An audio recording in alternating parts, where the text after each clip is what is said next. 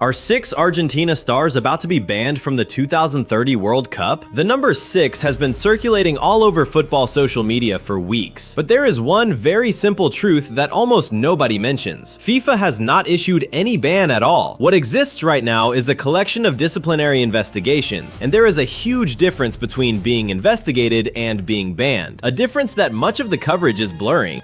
It all began on the night of July 19, 2026, at MetLife Stadium in New Jersey. Argentina lost 1-0 to Spain after extra time in the World Cup final. Enzo Fernandez received a second yellow card and was sent off. Ferran Torres scored the only goal. Argentina lost their title, but the final whistle was only the beginning of a much longer story.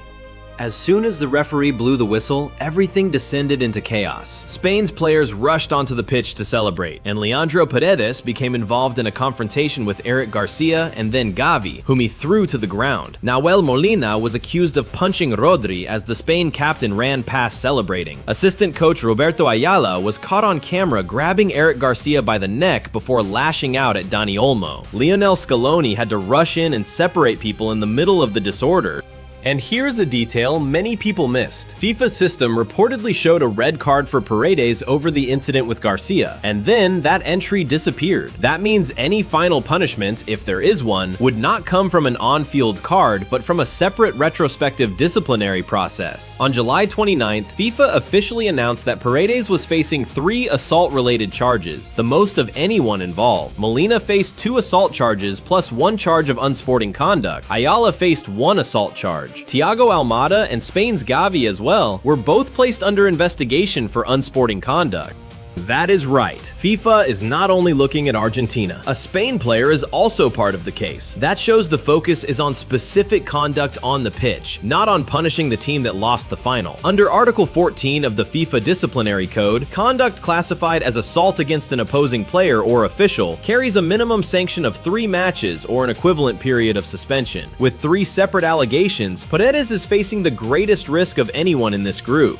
But the post-final brawl is only half the story. The other half began earlier, immediately after the semi-final against England. Argentina won 2-1. During the celebrations, a spectator threw a bedsheet onto the pitch with the hand-painted words, "Las Malvinas son Argentinas." Giovanni Lo Celso picked up the banner, while Christian Romero and Lisandro Martinez held it open in front of the cameras. The Falkland Islands, or Malvinas as they are known in Argentina, are the subject of a sovereignty dispute between Argentina and the United Kingdom, and the 2 countries fought a war over them in 1982 that killed more than 900 servicemen. FIFA stadium regulations strictly prohibit political messages.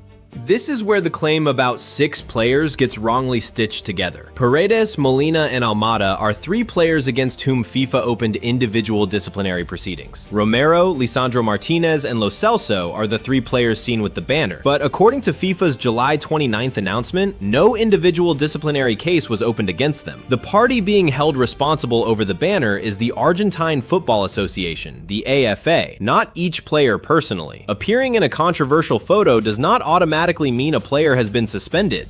And the AFA has more to answer for than one banner. FIFA listed a series of potential violations across the tournament: discriminatory chants and gestures, delayed kickoffs, failure to comply with security procedures, inappropriate messages from the team and the stands, and objects being thrown onto the pitch in multiple matches. Importantly, this is not the first time the AFA has faced scrutiny over the Malvinas issue. In 2014, FIFA fined the association over a similar banner before a friendly against Slovenia. 12 years later, the same theme has returned, this time as part of a much larger disciplinary file.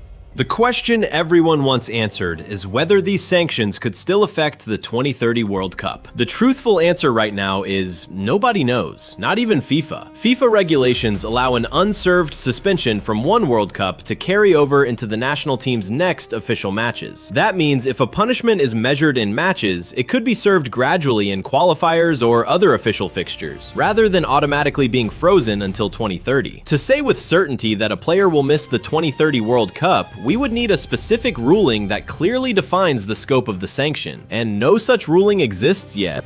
So what is Argentina actually facing? Not a confirmed list of 6 banned players, but 2 parallel disciplinary fronts. On the individual side, Paredes, Molina, and Ayala face assault-related allegations that carry a minimum 3-match framework, while Almada faces the lighter allegation of unsporting conduct. On the collective side, the AFA faces possible sanctions over the political banner, crowd behavior, and a series of procedural violations throughout the tournament. FIFA has given the parties the right to present their cases before the disciplinary committee reaches a final decision, and no specific deadline for that decision has been announced. So 3 levels have to be kept separate: being investigated, being charged, and being found guilty. Argentina is currently at the first 2 stages. The third, an actual final sanction, has not arrived. Saying 6 Argentina stars have been banned from the 2030 World Cup is false. The accurate version is this: 6 names are being pulled into the story by the media, but FIFA has only officially opened individual proceedings against 3 of those players, while any final sanctions, if they come at all, are still awaiting a decision from the FIFA Disciplinary Committee. And the real question is not the number 6, it is this: should FIFA punish these incidents harshly to deter violence on the pitch and political messaging, or should every act be judged separately to avoid turning several distinct incidents into an excessive collective punishment? The answer will come from the FIFA Disciplinary Committee itself, and when that decision finally arrives, that may be the moment when the Argentina story truly enters its most tense chapter.